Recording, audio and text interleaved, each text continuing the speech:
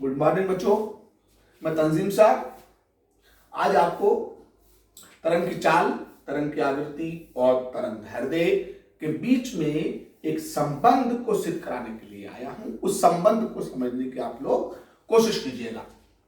अगर आपने चैनल को लाइक और सब्सक्राइब नहीं किया है तो आप प्लीज चैनल को लाइक कीजिए, सब्सक्राइब कीजिए और अपने दोस्तों को शेयर कीजिए।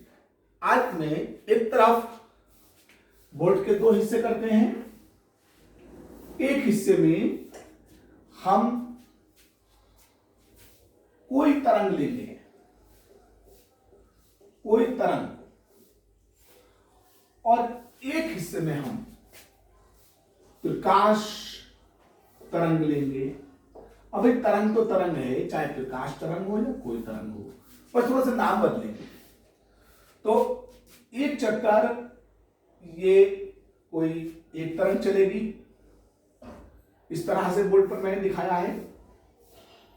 आधा चक्कर ऊपर की ओर और आधा चक्कर नीचे की ओर, ये एक चक्कर तय हो गया। और ऐसे ही अब इधर को ये प्रकाश तरंग एक चक्कर चलेगी।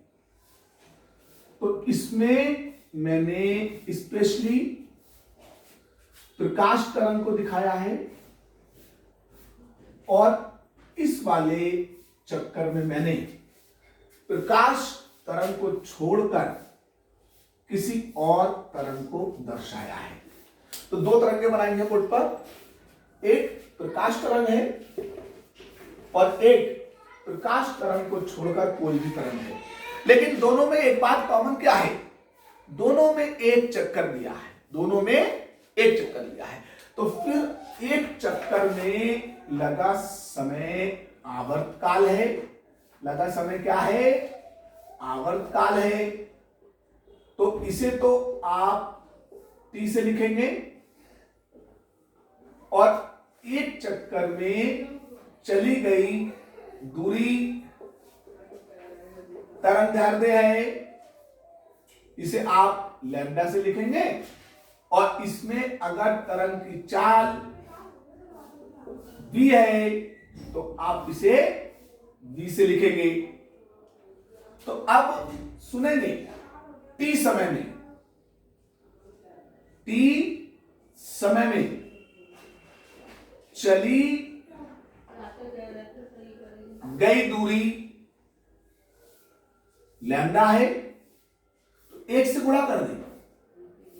तो फिर t को आप लैम्डा के बटे में ले आए, तो इधर रह गया एकांक समय।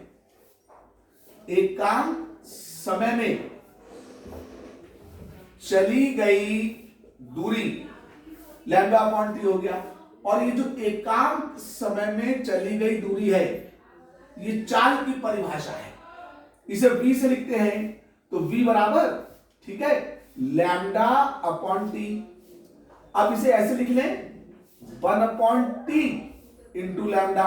अब 1 अपॉन टी एन होता है, तो v बराबर एन लैम्डा। तो ये तरंग की चाल का सूत्र आ गया है। अब इसकी जगह अगर प्रकाश तरंग होती तो अब प्रकाश तरंग में आवर्तकाल को तो आप टी ही लिखते, आवर्तकाल को टी लिखते, तरंग दैर्ध्य को लैम्डा लिखते, ये तो यही काम चलता लैम्डा। लेकिन इसमें अब जो चाल होती प्रकाश तरंग की चाल, तो उसे c से लिखते हैं। कैसे?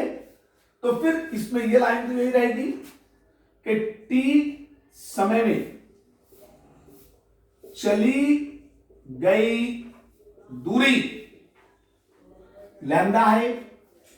तो आप एकांक समय में कहें, एकांक समय में चली गई दूरी, तो ये लैम्डा अपॉन में टी हो जाएगी। तो ये चीज जो है फिर से एकांक समय में चली गई दूरी चाल क्या कहलाती है? चाल, जिसे सी से लिखेंगे 1 अपॉन टी इंटू लैम्डा। अब 1 अपॉन टी न्यू होता है, तो c बराबर न्यू इंटू लैम्डा। तो ये जो है दोनों एक ही है, बस फर्क इतना है कि एक प्रकाश किरण के द्वारा है और एक किसी और तरंग के द्वारा चली गई चाल का सूत्र है। उम्मीद करता हूं जिसमें हम इसे n से प्रदर्शित करेंगे वहां पर न्यू से प्रदर्शित करेंगे। लैम्डा एक ही है और प्रकाश किरण की चाल को c से प्रदर्शित करते हैं। तो प्रकाश किरण की चाल हो चाहे तरंग की चाल हो चाहे कोई चाल हो, चाल बराबर दूरी बटे में समय ही होता है। लेकिन जब किसी तरंग की चाल के लिए आए प्रकाश को छोड़कर तो आप v बराबर n लैम्डा, जहां v चाल n आवृत्ति और लैम्डा तरंग ध्यान दे। और जब प्रकाश की चाल के लिए आए तो c बराबर न्यू लैम्डा आएगा। ठीक है, तो यहां जो मैंने ये दिखाया है इसे न्यू पढ़ते हैं, न्यू, और ये काय के लिए प्रकाश तरंग की आवृत्ति के लिए लिखा जाता है। तो उम्मीद करता हूं आपको दोनों चालें प्रकाश में भी और कोई तरंग में भी समझ में आई होंगी, इनके बीच का संबंध समझ में आया होगा। अगर समझ में आया है वीडियो को लाइक और सब्सक्राइब कीजिएगा। तब तक के लिए नमस्कार, जय हिंद, जय भारत।